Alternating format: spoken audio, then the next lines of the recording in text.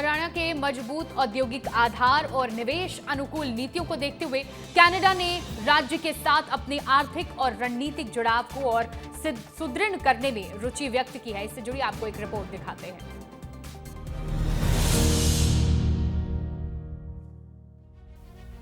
हरियाणा के मुख्यमंत्री नायब सिंह सैनी के नेतृत्व में राज्य सरकार हरियाणा को शिक्षा के क्षेत्र में वैश्विक हब बनाने के लगातार प्रयास कर रही है। भारत में कनाडा के राजदूत क्रिस्टोफर कूटर ने मुख्यमंत्री नायब सिंह सैनी से उनके निवास स्थान संत कबीर कुटीर पर शिष्टाचार भेंट की।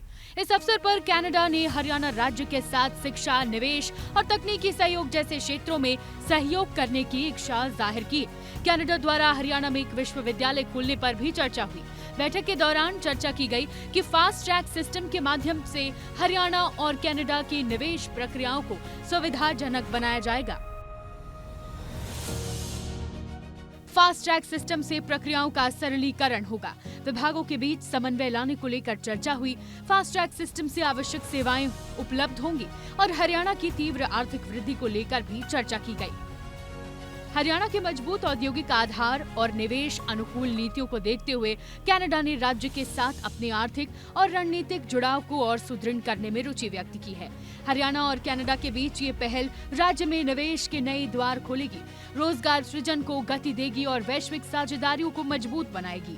सरकार का लक्ष्य है कि हरियाणा को उत्तरी भारत का सबसे विश्वसनीय वैश्विक निवेश गंतव्य के रूप में स्थापित किया जाए। इस दौरान क्रिस्टोफर कूटर ने मुख्यमंत्री के साथ वेस्ट टू एनर्जी, विद्युत उत्पादन और कनाडा के खनन क्षेत्र में हरियाणा के युवाओं की भागीदारी बढ़ाने की संभावनाओं पर भी विस्तृत चर्चा की। इसके अलावा उन्होंने कनाडा के निवेशकों को हरियाणा में निवेश के लिए आकर्षित करने संबंधी विस्तृत रोड मैप पर भी विचार किया, ताकि दोनों पक्षों के व्यावसायिक संबंध और मजबूत हो सके। बैठक में मुख्यमंत्री ने कहा कि हरियाणा सरकार युवाओं को वैश्विक स्तर पर अवसर प्रदान करना चाहती है। प्रदेश को विकास के नए आयामों की ओर ले जाना उनका लक्ष्य है। युवाओं को उद्योगों की मांग के अनुरूप प्रशिक्षण मिल रहा है। युवाओं को विदेशों में रोजगार दिलाने के प्रयास किए जा रहे हैं। हरियाणा की अर्थव्यवस्था $1 ट्रिलियन 2047 तक अर्थव्यवस्था को $1 ट्रिलियन पहुंचाने का लक्ष्य रखा है। वहीं शिक्षा, ऊर्जा, AI इत्यादि क्षेत्रों का प्रमुख योगदान इसमें है। राज्य सरकार ईज ऑफ डूइंग को प्राथमिकता दे रही है। साथ ही सरकार ने अलग से विदेश सहयोग विभाग का भी गठन किया है। बैठक में क्रिस्टोफर ने मुख्यमंत्री को आश्वासन दिया कि आने वाले समय में हरियाणा और कनाडा के बीच ये साझेदारी बहुआयामी रूप से आगे बढ़ेगी और इसका लाभ सीधे सीधे प्रदेश के लोगों और युवाओं को मिलेगा। विदेशी संबंधों को बढ़ावा देने के साथ साथ हरियाणा में नायब सिंह सैनी की सरकार प्रदेश के किसानों के हित में भी कई काम कर रही है। इसके चलते प्रधानमंत्री फसल बीमा योजना के तहत राज्य स्तरीय समारोह का आयोजन किया गया।